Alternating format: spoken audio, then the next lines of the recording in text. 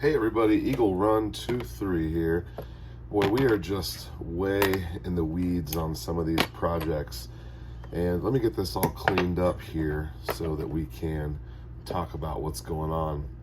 So we have a Ballistic Advantage barrel and bolt. By the way, we're talking about 6.5 Creedmoor build here.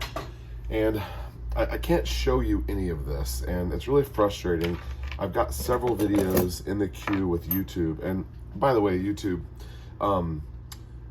the last time I showed this in this configuration with a barrel, you guys turned the video off. And you need to know that this is a part and this is a part. Neither one of these are firearms. They are not the gun. They are simply pieces of metal. Just relax on, we're not showing anyone how to do anything here. And everything is safe, and there's absolutely no reason to be upset at this video. I've got 2 or 3 videos in the queue that I'm just waiting on manual reviews. So no doubt YouTube will probably watch this video. So if you have any questions, YouTube, give me a shout. I can tell you about anything that's going on, and you can be 100% sure that I am not trying to show anyone how to do anything improperly, illegal, so on and so forth. No problems here. Back to the subject. So we have a Ballistic Advantage barrel here. Bought this barrel several years ago. I got distracted, and then it was hard to find parts. We got everything together. We took it to the range, as you saw in the last video. The gun won't fire. We've done some investigating. We're not really going to talk about that now.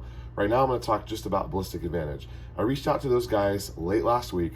Didn't hear anything until Monday morning. They asked me a couple questions.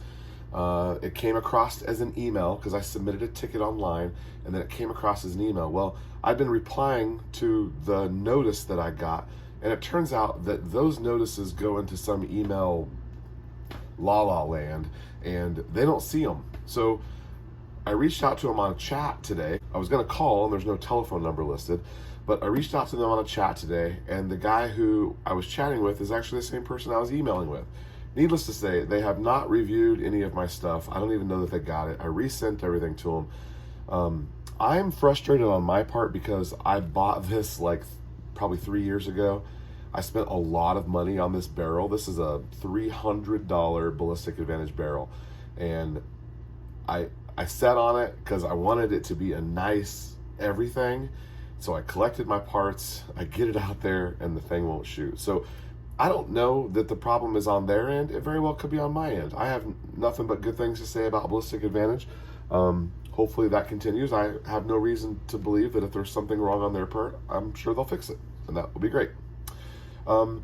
So anyway, update on that coming soon. We don't know if it's a headspace issue or a bolt issue. It's all Ballistic Advantage parts, so all that should be good and well and fine. Over on the reloading channel, more powders and primers have come in.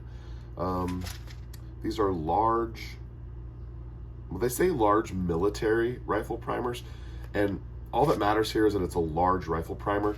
However, these are pretty close to like a Magnum charger, which will be fine for 6.5 Creedmoor, and we'll get those. We're gonna be working on that soon. Now, since my 6.5 Creedmoor gun is down, we're going to step back from the reloading on the 6.5 Creedmoor, and we're going to jump into 223 because Lord knows we got a few of those hanging around, and so we're going to go to that. Now, speaking of 223, a bit of a spoiler alert for you here. I shared this on the community tab. Sometimes you guys see those, sometimes you don't. It's, you know, sometimes there'll be several thousand people who interact with it, and sometimes there's just 8 or 10.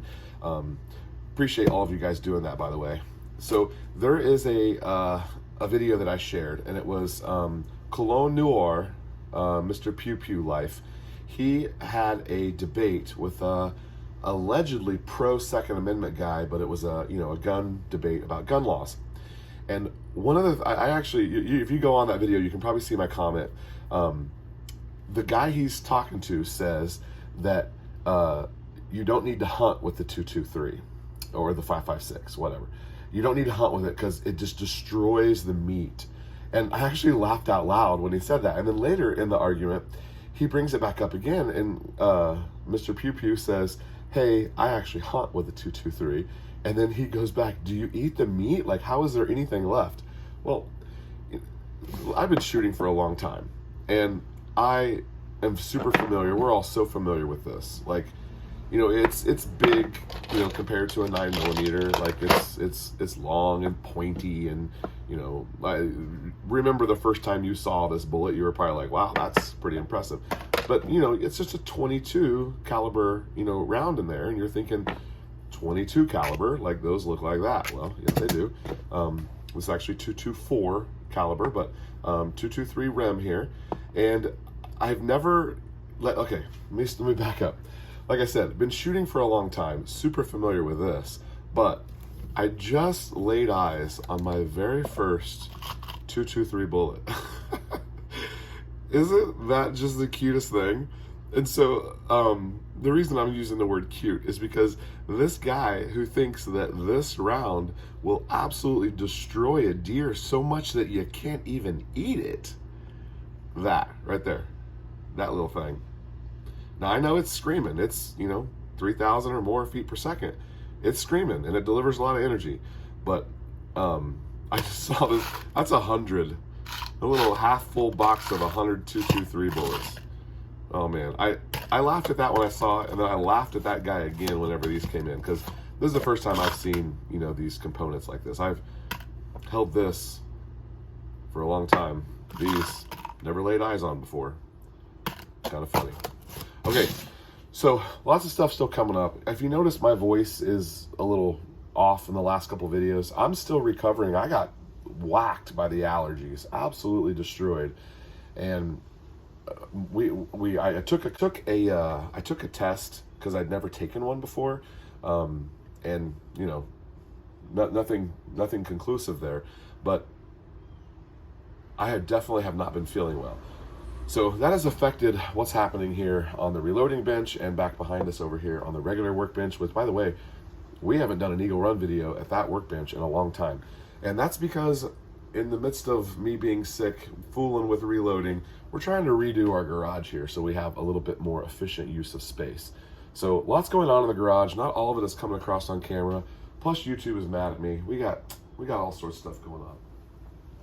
Okay, well, I'm going to leave you with that. I'll update you on what happens with Ballistic Advantage. I was so excited to get just to get this thing out there. I've wanted to run this optic for so long. Had that for like a year. A little bummed. So, all right, I'm sure Ballistic Advantage will figure it out, and I'll report back to you. All right, got to go here. Eagle Run 2-3. We'll see you next time.